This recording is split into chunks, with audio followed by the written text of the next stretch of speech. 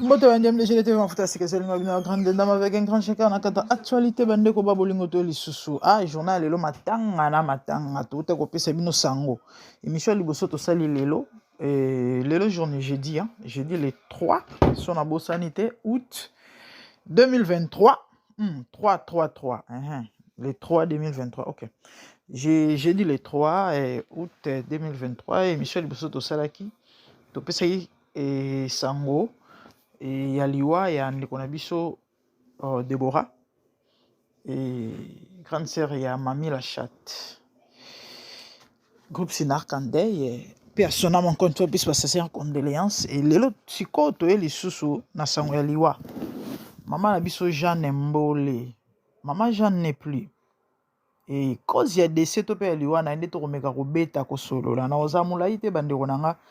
mais na oloba mamo vraiment ya tuya makasi soko pesa litoi na yo vraiment paix à son âme et ba condoléances na libota na yo surtout na congolais nyonso parce que azalaki mwasi artiste monene oyo asala fierté ya mboka na biso ya culture ya mboka et le fait Simaro Masi ya Lumumba comme à Lutumba bolimbisi bandeko babolingo mama o akufi et azaki mwasi ya papa Lutumba Jeanne Mbole azaki mwasi ya Lutumba ya liboso mais akomaki ya mibale pourquoi parce que abandai kobota te bino boyebi exigence ya bamabota na biso ba famille africaine ndenge ezalaka et ba obligeaka Lutumba famille na ye obligeaka ye et abala mwasi mama abana na ye do abotelaka ye bana ye nde azala neti mwasi na ye ya liboso mais Lutumba alingaka mama o mingi preuve ayemba ye trop na banzembo et il se pourrait que un moment mamango bino bobika ba maman on ezala na ba souci na ba pasi wana ya ba mambo wana nyonso ya ba mabota na ya ba famille tout ça akati ane brazon ndira linga su libala te mais mobile na akenda kobondela landa ye bandeko mama oyo anuni na maboka Lutumba kufi atiki na ndako oyo ye Lutumba somba je sais pas ce qui t'attend asalaka testamento te mais atika mwasi na ye na ndako wana bana baya kosala lumbe ane passé ngindaki ba émission salemaki ngindaki na bitso ya na début année ou bien année passée on dirait kalaté na ndimité l'affaire date d'un je ne crois pas et yindaki penze yindaki bana na ba ngena ko bengana maman na ndako pourquoi parce que bango faut bateka lopango on a vu des images bana papa Lutumba ba manquer maman au respect ya kofinga mosusu neti asimbe na nzoto boye ba ocha penza misapi esala nzoto malile esala somo esala na pasi nde loko nga na ekoloba personnellement bandeko nanga vanité de vanité tout est vanité tala kozana yesu eleki nyonso mama oyo azala mwasi ya Lutumba na oloba mangala mwa makasi awa mais bo supporter ngai parce que il y a des choses esalaka tellement pasi ke na ba émission eleka kala na nga na lobango mais nazala na mwa ba reteni tala bato bayebi monde ya musique na ba réalité qui sait soki ta mosu mabota mama onde moto esala succès ya Lutumba bande obolimbisa ngai parce que eza ba réalité ba vérité oyo ezala na ba monde wana parce que le monsieur l'aimait tellement babota te mais abandai kolinge koleka basi pe ba makangu nyonso oyo azala na bango en dehors ya mama wa botela ye bana bele azala ye pe na ba chéri mosusu mipanzi babota pe mwana ta mosusu moko mwa mibale bino boyebi ezali vie ya ba musicien ya ndenge na bango babotaka na basi kilikili mama wa botaka te mais Lutumba l'aimait tina dernier souffle na ye plus grave atika ye na ndako oyo asomba héritage oyo azalaki nango azalaki vraiment attaché na ye bandeko mama wa bota te appelle moi euti kokota bolimbisi bandeko interrompre ngai je disais que mobali alingaki tellement makasi malgré batikala kobota te tina dernier souffle na ye azalaki attaché na ye e atiki na ndako ye asomba héritage na ye atikaka mwasi oyo ayemba na banzembo comme pas possible. Lutumba zali na mwasi moko te, mais pourquoi ayembaka Jeanne Mbole? Est-ce que bato bamituna ezaka po alingaka ye mingi? Bandeko, toyebi na monde ya musique, il y a des réalités. Na olobango étant spirituel. La Bible dit l'homme spirituel juge de tout. Il y a des vérités, réalités dans le monde wana. Il faut zaka mutu oyo yebi pour comprendre pour yeba. Ayemba est tellement. Chéri okenda kamala mumbole o. Elanga yo gomela nga zoki obe. Komi natuna bolingo bozani ngai de. Nazali ndeko kano. Ngayawa atazango ya pamba ye. Ah, banzemo na ndo kango tango. Maliki nanga tellement ya yoka ba musique ya batanga wana ya ba franco ya banini. Photo dikelanga na libongo. Nze Masuwa, voilà, je crois titre na ngwa yangwana. Ngayawa ata sango ya pamba zwani ye, zwani yeyo. Zwani boyoka bayemba zwani yeyo. Donc Jeanne zwani akufi. Bandeko, nini bomi zwani souci. Zwani était restée en paix malgré mobile na keye bando sale pasi, mais elle était en paix. Atikali nanda kunaye isika mobile atiki ye avant na ye ba masane baya kotala ye, sa famille aussi, et bana lutumba bana baya kochachi mvundu na lopango bandeko. Et pertiba kimi ya mama, preuve même que akufeli wana te. C'est vrai akufeli na hôpital parce que tango ayoka malaise ba mimi na hôpital, mais malaise wana ayokela ki yango wapi? Ayokela yango soki na yolo, soki bisika nini yango wana na lopango, soki ya famille, soki ya bisika banako futela, soki ya ndeko na soki ni dona lopango wana te, parce que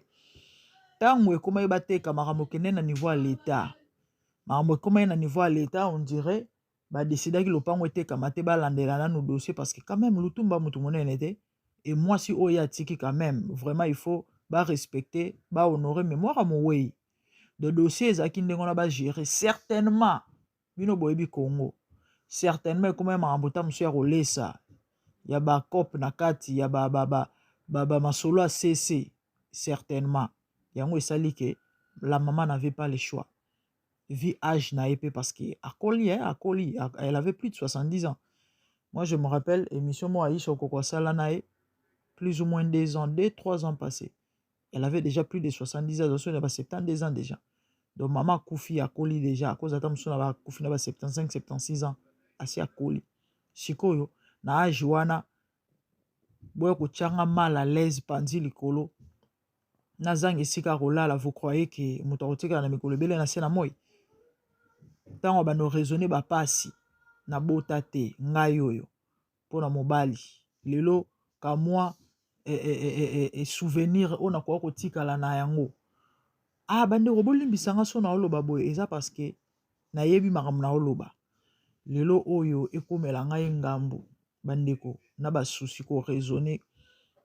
maman akufiaki. Les amis, vanité de vanité, tout est vanité. La Bible déclare que servira-t-il à un homme de tout gagner de perdre son âme. Mon ndeko mwasi ndeko mobali okozwa nyonso oyo lingi, okozwa nyonso ya mokili, okozwa mbongo, okozwa nayebi te lokumu, succès, tout ce que nous aimons. Okosimba kisi c'est bien bon parce qu'on a besoin, ozala bien, ba yo ba mona yo. Mais ton âme, ya onde mutu na motuya. Est-ce que vous savez qu'après la mort il y a une vie?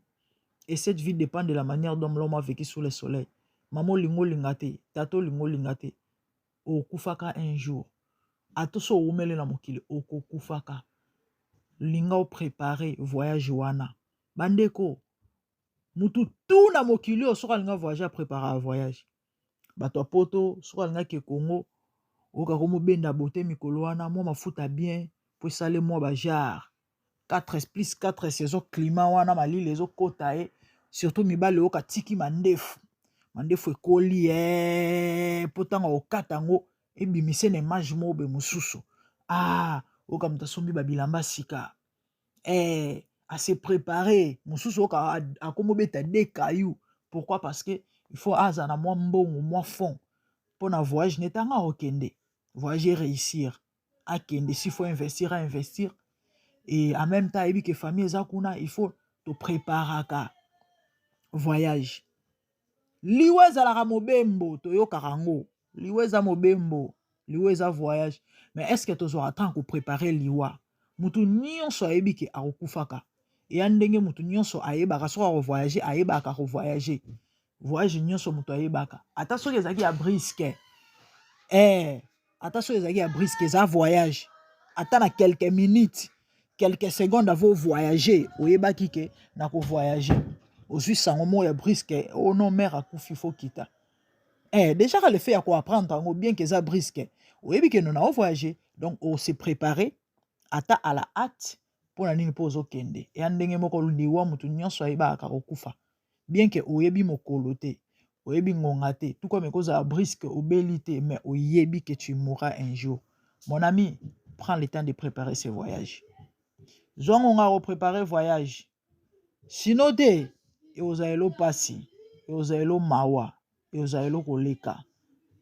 na mokili ozali mutu esengo na mokili ozali mutu ya lokumu mais il se pourrait kuna obosana lokumu nyonso oyo ozalaki nango soki ozwi ntango kopréparer voyage wana te na se na moi voyage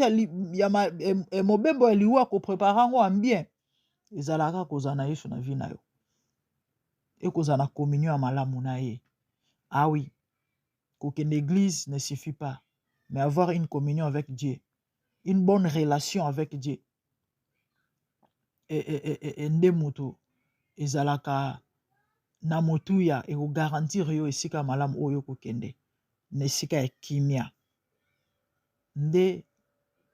message ya motuya oyo personnellement nazali nango besoin napesa na bandeko na ngai vanité de vanité tout est vanité mokili oyo toyaka bandeko ya niongo mpe moza nango ezaka ya yo te mokona ombola oreklame oza na eloko oloba te eba otuna yo ozalaki na mokili osala nini mpe manapesa yo osalela yango nini bozwi ozwa osala nango nini orendre compte zala na argument les amis c'était ça na koloba ebele te mpe ya sonam epesi mpasi mpe mawa bandeko toluka kimia na bato toluka kimia mama oyo azali moto bakoki kotia ye panzi likolo te bana na so bazali mayele balinga batika mama akufa na kimia parce que déjà na ba septantaine d'âge azalaki nango bon nayebi te alobaka nzambe nandimi te azalaki so na plus de 10 ans ya kovivre parce que bambula wana ekoma mpenza pasi moni mpenza moto abeti 80 surtout na baafrike wana na baréalité nango ekoma nango pasi ezalaka nango me ezalaka so tro te azali mpe moto ya monene bino boyi bato ya minene batension tout ça fale batika ye akufa na kimia fale batika ye après liwa na ye bongo bakende kowelela ndako malheureusement bapréféré baprécipité ye le bien mal qui ne profite pas lelo soki ndako yango bateka yango ta mosusu na minitio nde tozosola boye bambongo yango mpe ya nango su te eya nango su te siko boganye nini bozwi nini eya mawa mingi eza mpasi baafricain so tokochange te na bandeko bakenda kobotola bamapango bandeko babozwi ya bandeko ifo boyebelake surtout ke nzambe azalaka juste oyo olona yango kobuka mbadi nasuki awa nzambe amona pambolela ngai bino mbano ya liboso mwa libone eosala bien mwa comment eosala bien que Dieu vous bénisse tomonani mbala ya nsima de bonnes choses à vous je vous aime merci au revoir moi c'est la grande dame bye